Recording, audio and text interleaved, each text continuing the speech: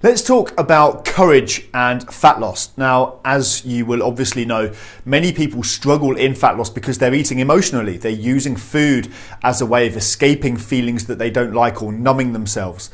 And we have to ask ourselves, where are those feelings that they don't like coming from in the first place? And for many people, it's because there are issues in their lives that they're just simply not addressing. They're running away from certain things that they don't want to face, and that's what's keeping them stuck emotionally, and that's ultimately what's leading to things like binge eating.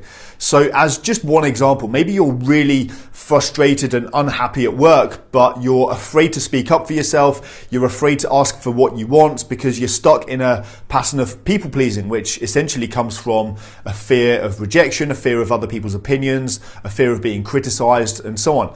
Now, every time that your intuition tells you something to do, whether it's speaking to somebody at a bar that you really want to speak to, or you get an idea in a business meeting and you really want to speak up, or maybe you disagree with what's being said and you get that idea, and then as soon as you have that idea, immediately your brain starts catastrophizing and starts thinking, well, what if nobody likes what I've got to say, and what if I get shut down? And then you just pull back. So you get close to the precipice and then you pull back again.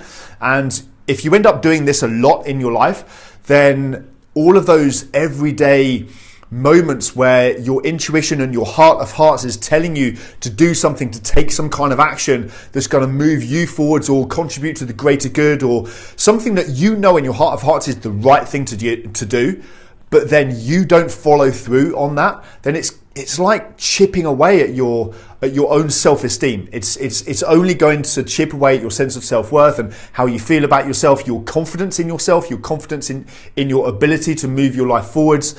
So for many people, the solutions to their binge eating and the solutions to their emotional eating are actually to recognize all of those moments where you need to develop courage.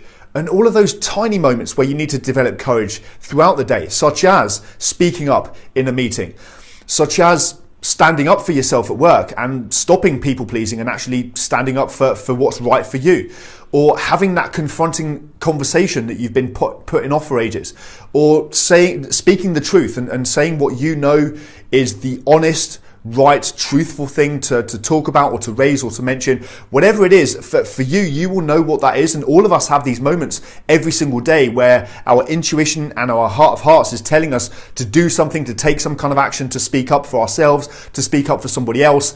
And fear can shut that down. And so if you notice that, have the courage to take that action. Courage is a muscle. The more you exercise it, the stronger it gets. And not only does the overall quality of your life improve, hopefully also that completely eliminates your emotional eating or binge eating as well.